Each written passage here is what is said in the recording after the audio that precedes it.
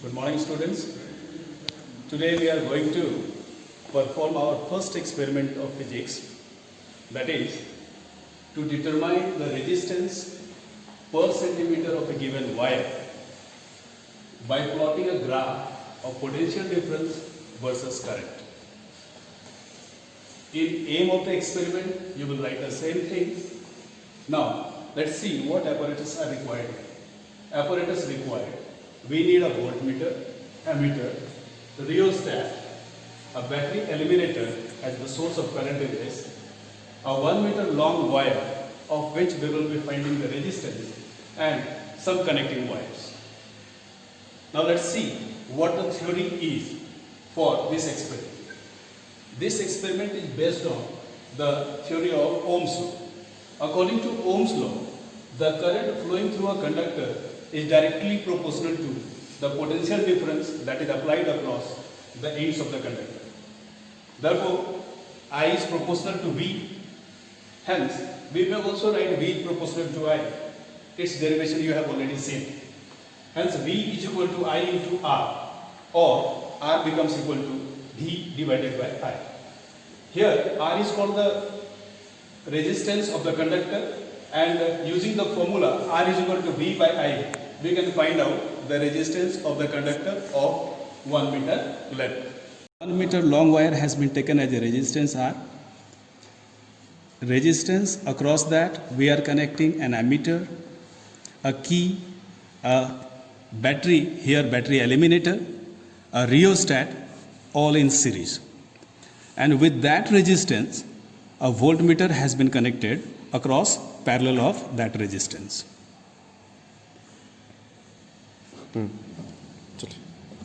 First of all, let us see the voltmeter and find out the least count of the voltmeter.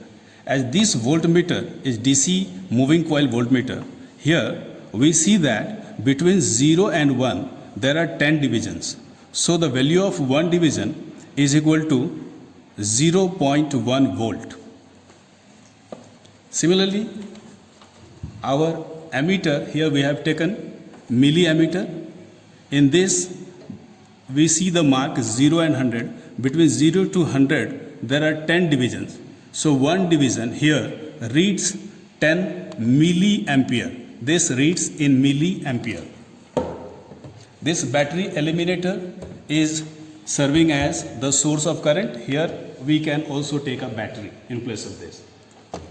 This is our rheostat. Here in rheostat, we will find that there are 3 terminals where we can connect the wires. These are the 3 terminals where wires can be connected.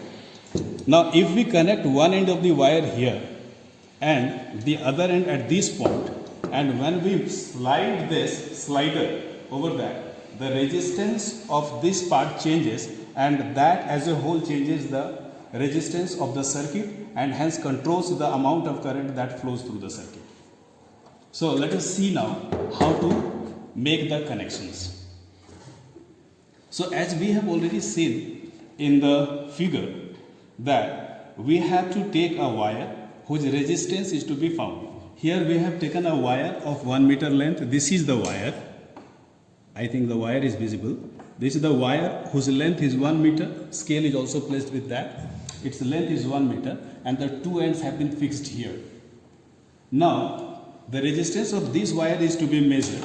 With this wire, we connect an ammeter in series.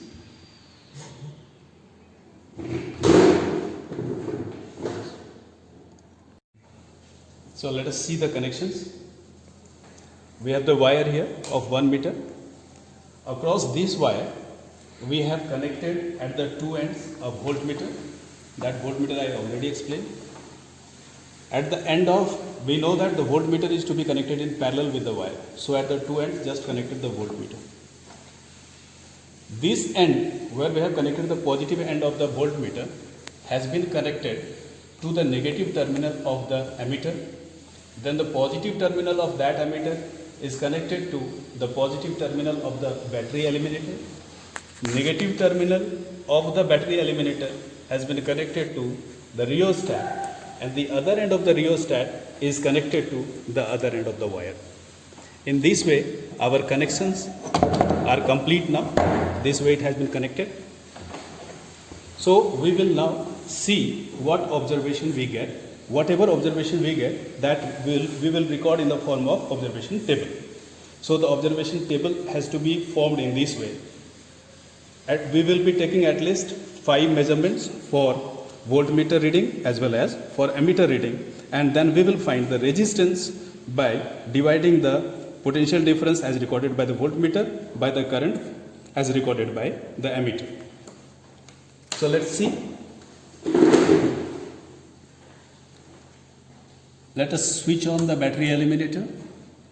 On switching on the battery eliminator, we find that the milliammeter, this milliampere, that is showing some deflection.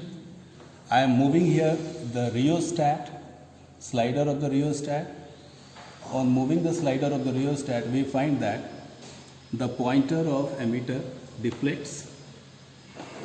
So we will adjust it at a certain value first. So let us adjust it at this point. Now at this position, the voltmeter is showing us observation of 4, that is 4 volt, because I have already shown you that 1 division corresponds to 1 volt. Here at this step we find that the voltmeter is, the pointer of the voltmeter is at 4, and 1 division of voltmeter represents 0.1 volt. So it will be representing 0.4 volt is the reading of the voltmeter. At the same time, the ammeter reading is at 6th mark, and 1 division of that is equal to 10 milliampere. So it will be 60 milliampere. So I am noting down here 60 milliampere. And then we can find out the resistance that we will find later on. Let us again change the value of current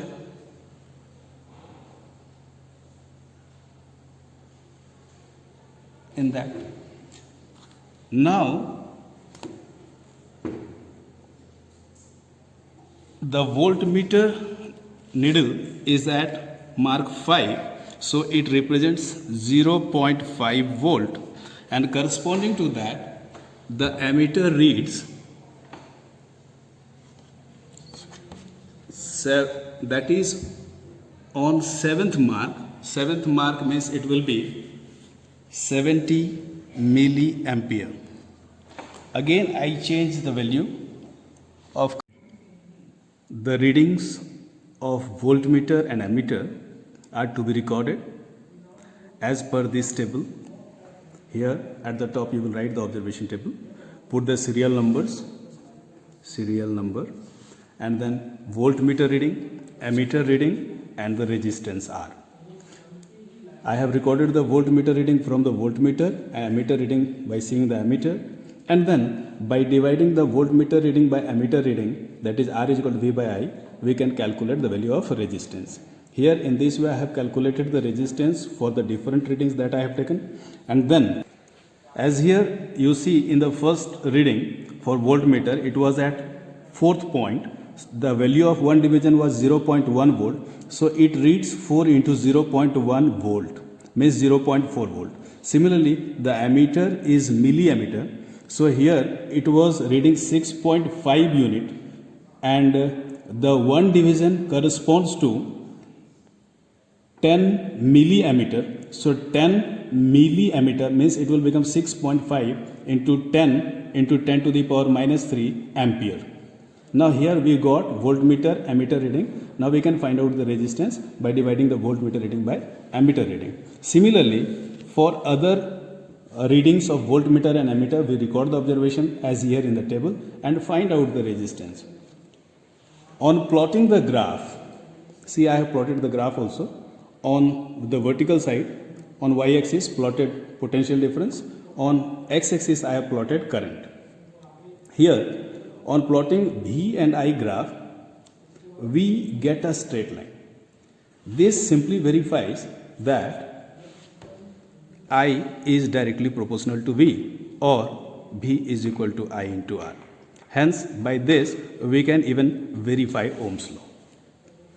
Now, after finding the resistance, if we want to find out its resistance per unit length, what we can do is resistance per unit length. For here we had taken length of the conductor to be 100 centimeter because it was 1 meter long wire, and we found the resistance to be 6.15 ohm. Therefore, resistance per unit length, or here per centimeter, will be equal to 6.15 divided by 100. So that will become 6.15 into 10 to the power minus 2 ohm per centimeter.